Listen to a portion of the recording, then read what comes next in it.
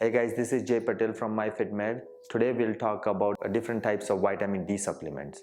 So I had talked about importance of vitamin D in my previous video.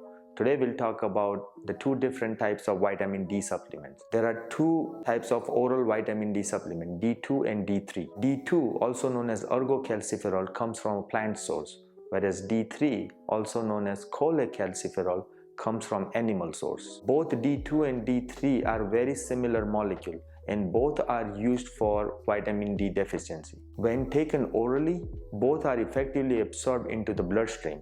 So the GI absorption for D2 and D3 is very similar.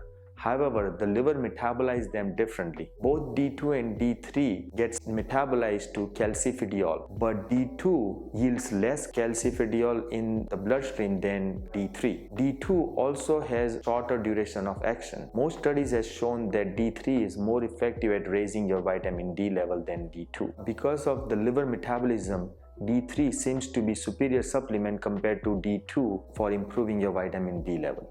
If you have more questions, give us a call, subscribe for more videos, and talk to your provider for more vitamin D related questions.